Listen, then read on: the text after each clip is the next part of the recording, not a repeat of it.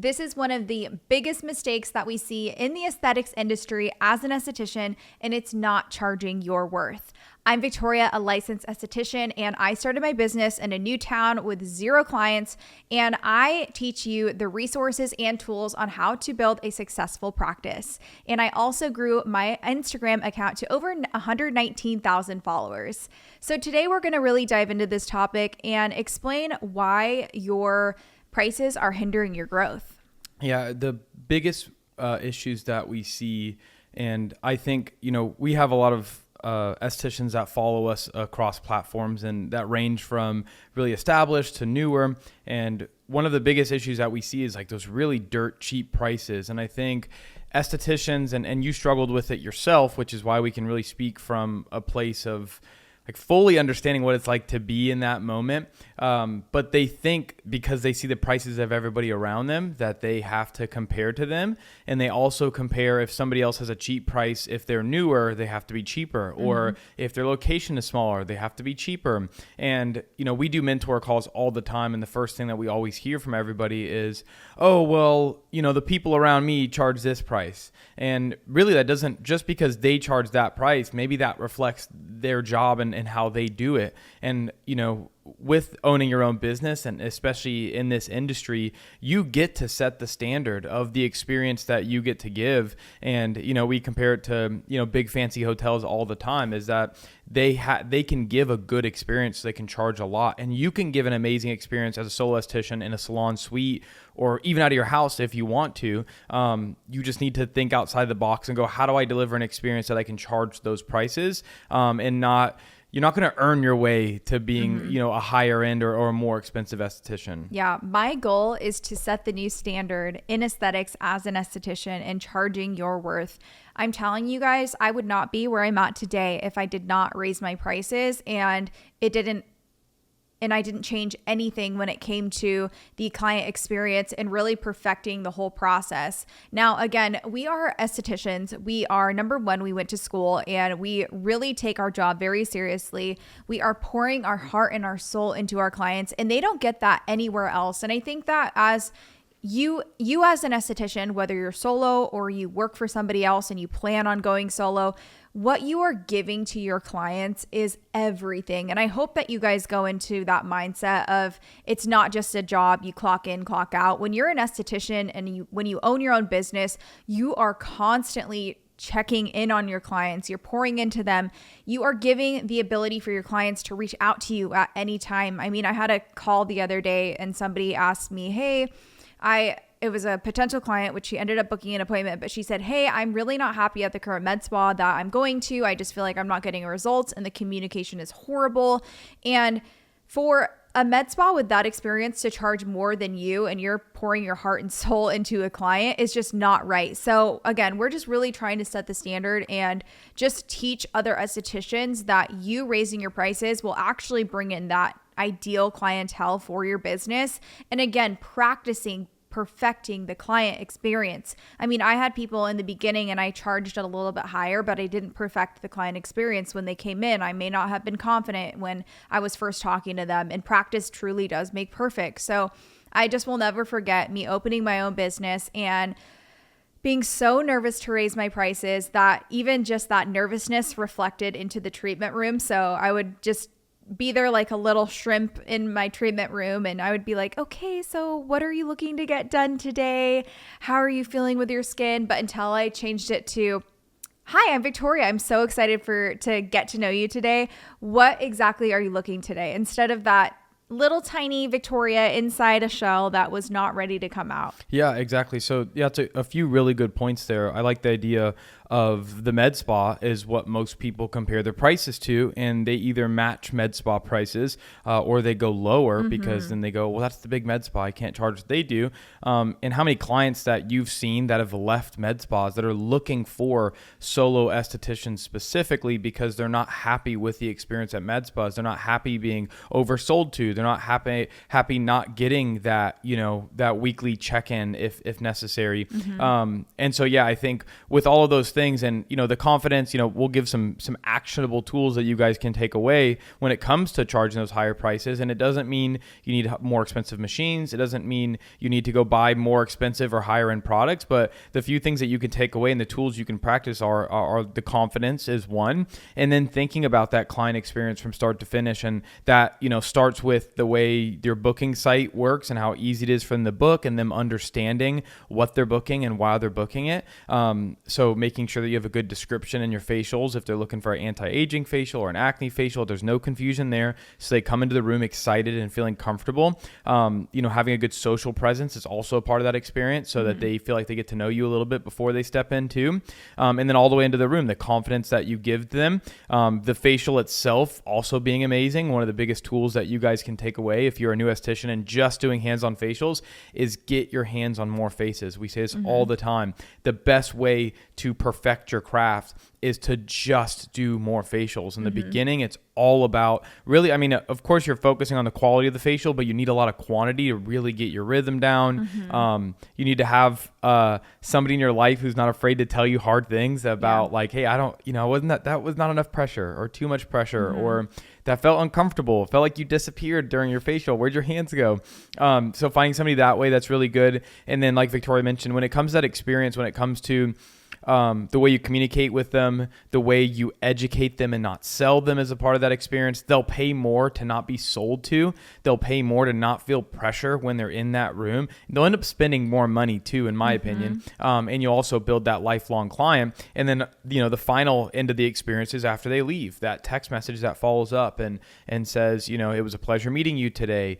Please don't hesitate if you have any questions moving forward. You should be rebooking them in the treatment room, but that follow-up text is also in the beginning when Victoria was struggling with rebooking. I don't know, maybe confidence was a struggle of yours in the beginning. We weren't getting a ton of people rebooking, but that follow-up text, I think it was also practice for you too. It was uncomfortable in the beginning to like ask people, do you want to book another one right now? And in the beginning, I was charging really cheap prices. So people weren't understanding the value of my services. So I would get a lot of one-offs in the beginning because of my pricing. I would have $100 facial and they would just say, oh, well, I'll reach back out to you if I want to rebook, because to them, it just sounded like a fun one-time thing, relaxation. I specifically remember doing our fall girl facial and how many people were so excited about it. And then I would have, half of the people rebook and then half of the people say they'll reach back out. But then half of the people that ended up did rebooking, they actually ended up canceling their appointments because they didn't understand the value and they weren't serious about their skincare. So your prices really will change your business and the seriousness that people take with it, because with anything, if you put a price to a product, you're going to take it more seriously the more expensive it is. And same thing with skincare. If something, and not saying that you have to spend thousands of dollars on skincare, that's not what I'm trying to say, but again, with your services, people correlate that to a good outcome. So if you're charging $250 for a facial or more, they're going to say, wow, I'm going to the best of the best. I'm going to get the full experience here. And again, that's where, luckily, being a solo esthetician, that's where the hidden gem is. A lot of people don't realize that the hidden gem is actually with the solo estheticians.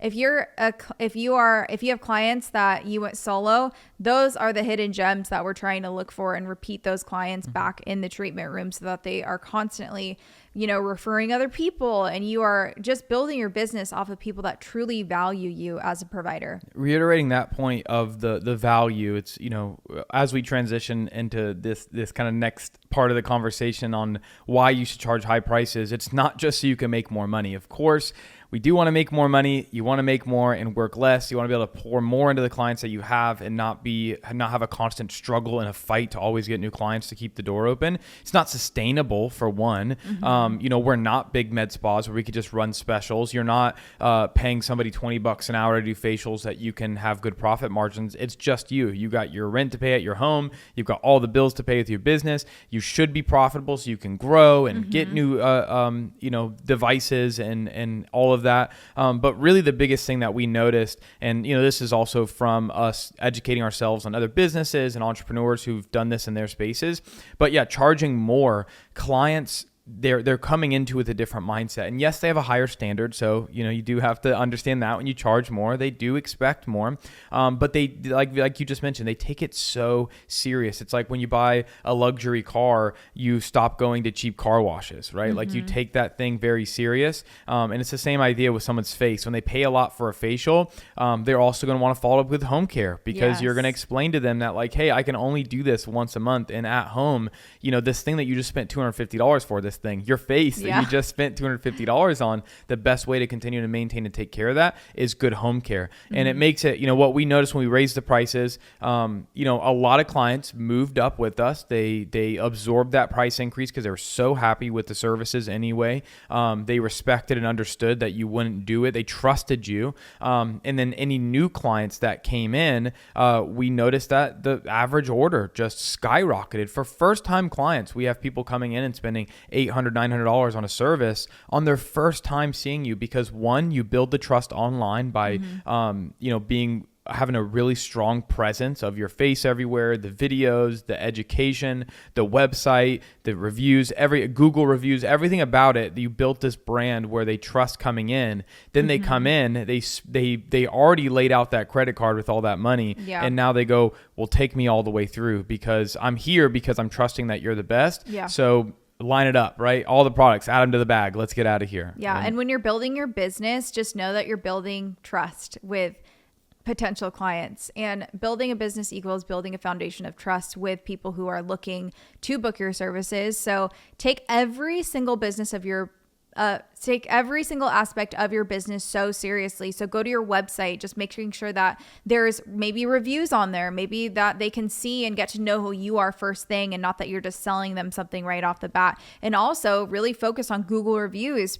Nobody wants to be the first person. Nobody wants to be the guinea pig. So focus on getting your friends and family in, even that if that means getting them in for free, practicing the experience, making sure that you're following up with them to get those Google reviews. And the more that you build, the more that people are going to slowly trust you and really want to take that first step to book that first appointment. Yep. And so what I want to jump into next is to give you guys another actionable item to take away is what pricing is too low. So, Victoria and I, from, talking to hundreds of estheticians at this point and seeing all different business models across the US, any regular facial, a regular corrective facial, I think that $140 to $150 range is kind of your minimum. We're open to you running a first time client like special, where if you give them, probably a Dermaplane add-on, we don't really recommend getting cheaper than that. And if you're listening to this and this sounds like a lot of money,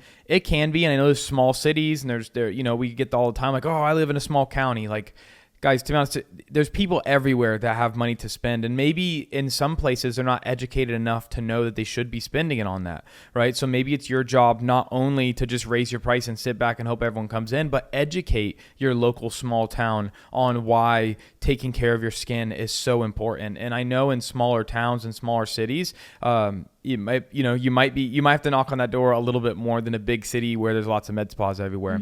But we love that $140 to $150 price range for anybody, even if you're just getting started. And, one of the biggest mistakes that we made, which I'm glad we did because now we can teach on it, but having that special was, it kept us alive. But if we would have raised our price and knew this information when we started, we could have kind of skipped a season, right? We could have, we also went through a season where we had like this quote unquote, like fully booked clientele where you were taking sometimes 15 clients a week, but then the next month came and like you mentioned, they weren't rebooking. And then we were just fighting constantly to try to get new clients. And it was so stressful, especially when like summertime came around, and summertime in the aesthetic industry is typically a little bit slower. And if you're a new business going through summer for your first time, and you spent the first 3 months of your business marketing towards the wrong group of people, you have to re-go and kind of like rebrand yourself almost.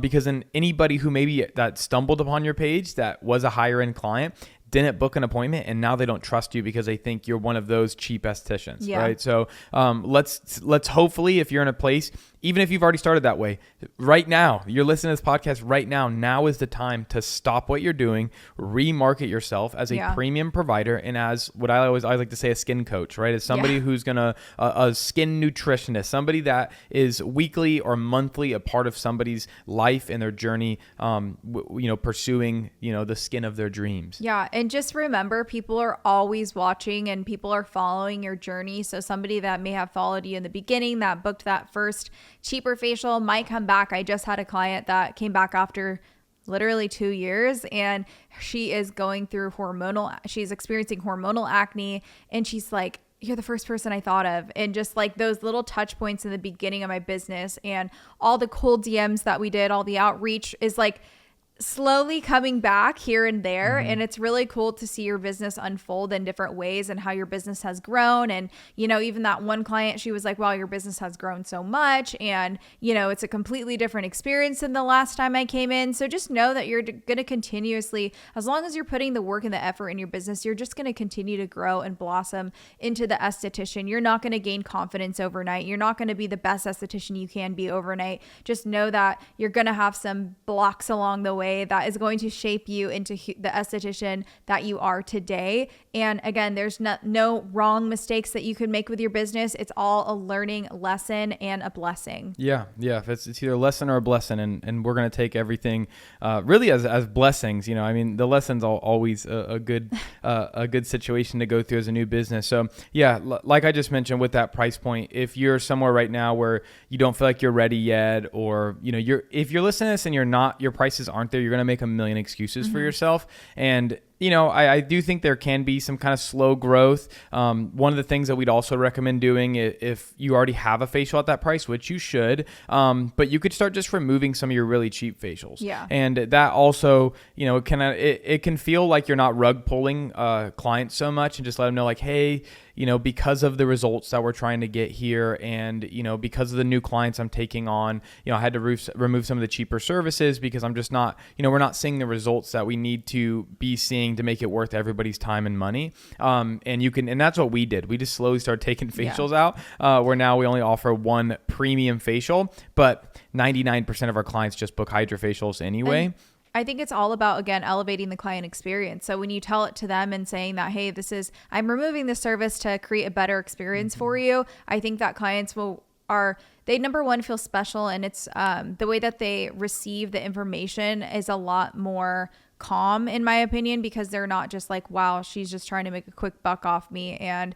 she's just raising all her prices. And if you're listening to this right now, it is August, and if you are nervous about raising your prices, you could I hope that this motivates you to do it next month, but if not, we're almost towards the end of the year. Make it a goal January 1st that, number one, to raise your prices. If you don't feel confident, get your mom, get your aunt, get your sister, anybody that you can in the treatment room to make you feel comfortable and perfect the client experience in the treatment room, because that is what makes people come back. Yeah, we don't like the waiting until January 1st thing. I mean, we are actually, we're speaking this from a place that we're raising our prices again in September, and we already have probably the highest price in our city, and almost in a lot of central Arizona, we have some of the higher prices, and we're raising our prices. So when we say this, we're coming from a place that we're still doing this. We're not just yelling at you and then going to hide behind something. But we don't like the January 1st thing. I think it's an excuse that people just like wait to do, and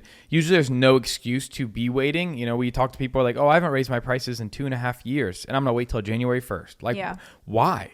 Right. And then, I was also just going to think, because I know another thing that people get worried about is that backlash from clients of clients being frustrated or upset with you and raising your prices. And to me, it's almost like, they talk about with like friends, like, oh, if it's a bad friend, you shouldn't be friends. If it's not somebody who supports you, you should let them go. And not all clients are going to be perfect for you. And just because they were paying you doesn't mean that they're the ideal client moving forward. And every business has a different ideal client, and not every business needs to have, I only accept rich people, but it's people who just care. And if a client is going to be mad at you for trying to grow your business and invest more into what you do, and expand your services and your offering and create better experience, and they're upset at you about that, then good riddance to those clients. And I promise more will come. When you raise your prices and you make good experiences, people tell other people about it. Google reviews come in. All of the things happen to build that perfect, that clientele who respects you.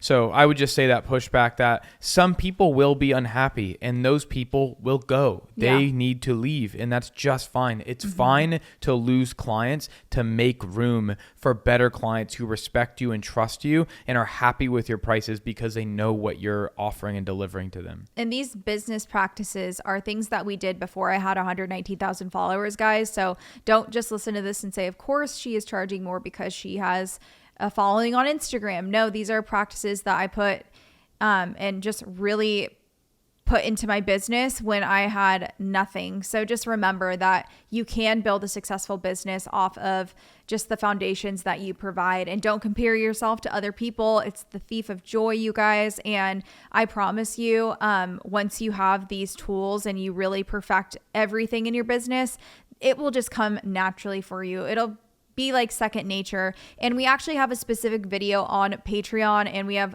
like over 130 videos on marketing your business, how to transform your aesthetic business. So everything that we are talking about right now, you could really dive deeper into these topics in lessons and training videos. So if you want to join our community, we have over 1,500 members already. We would love for you guys to join. We also have an in-person event that we're hosting in February here in Scottsdale, Arizona, and we're excited. We love connecting with each and every one of you. Yeah, back to that Patreon. If when Victoria talks about, elevating the client experiences, there's videos from start to finish on Patreon when it comes to how you market yourself online to the consultation process. There's some amazing videos on Victoria breaking down her consultation, which is what makes client experiences. A good, healthy, flowing consultation is what gets people to continue to spend money and keep coming back. And it changes everything. So definitely jump into that Patreon. But to wrap this up, I kind of want to give like a few of our biggest points of this, like a little summary. So I don't know. And I want to give some homework. Oh yeah. Okay. You go with your homework first, and then I'll come up with a few things to summarize. Okay. So some homework for you guys today is going to be look at your service menu, figure out what you can eliminate, and then just add value and up the price in your current services. So having less options that are a lower and a higher tier, the less is actually more, and the more that you can simplify your services and actually transition your current booking system to a higher price that is elevating the client experience, that is what's going to make or break your business, so that when those new bookings come in, it always feels good and that you can go home and transform your business with good quality value clients that value your services. Yep, exactly. And then to kind of summarize everything, raise those prices, get up to that 140, 150 range. Also, quick little tip for you, have a price anchor. So a really expensive service. This is a price of a service that almost makes you laugh when you say it out loud. This is something that we did in the beginning, and next thing you know, it became our most booked service. Now we're getting ready to come up with our Nether. It's a premium offer essentially. At the time, I think it was a $350 hydrofacial, and none of our prices were that high. And Victoria was like, "Who's gonna pay this?" And I'm like, "Yeah, let's just keep it on the website to price anchor some of the cheaper hydrofacials or facials." And next thing you know, somebody booked it online. And as I'm sure you guys can imagine, it had us jumping with joy. And then month over month, it'd be another person. And then we realized that, and this is also why you charge high prices, is that we started finding, or the internet essentially started finding, a group of people who go, when they are looking for these services, they're looking for the most expensive. So when they hit the website, they weren't looking for what looked or sounded best. They were looking for what was the most expensive treatment that we offered, and that's what they wanted. They wanted the works, and those became the best clients. So have a price anchor, have one of those really high priced hydrofacials or facials, whatever service that means, like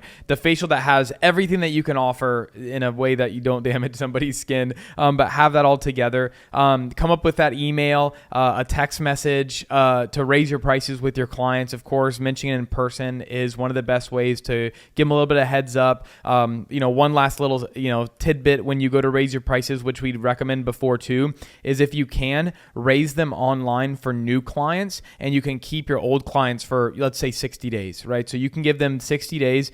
Your current clients also feel like VIPs because they get like the good price still. Mm-hmm. But then new clients that are coming in are, they're seeing what the new prices is, and it kind of gives you a chance to like rebrand and remarket yourself mm-hmm. while not, losing income or being afraid that your clients are going to dip out. So you can at least have 2 more months. Most clients are going to stick around, guys. Yeah. The final thing is like, they're going to stick around. You're so afraid. Victoria used to be afraid. We've raised prices 3-4 times, and every single time, I mean, now you don't really get scared anymore, but you used to, and we didn't lose anybody. Like nobody even, like they all stuck around. Just know that it's a normal feeling to be scared, and you have to get past that fear, and you just have to take that first step. It's like a baby taking their first steps. You have to, once you start, you can't stop running. Yeah, that's true. Then you're running around the house, getting into all the drawers. Yeah, exactly. Oh, we're there right There's now. There's so much to unpack, unfold, get into. I just want to say that like we believe in you. We've met so many estheticians over the past few years, and we've traveled across the U.S. and made so many connections online. And it's just the joy and the passion that almost every esthetician that we met has for skincare and their clients and people is just so beautiful. And this is why it's our soapbox that we talk about all the time when it comes to raising prices, is because we see the passion and the love in the industry, and we see how much you pour into it.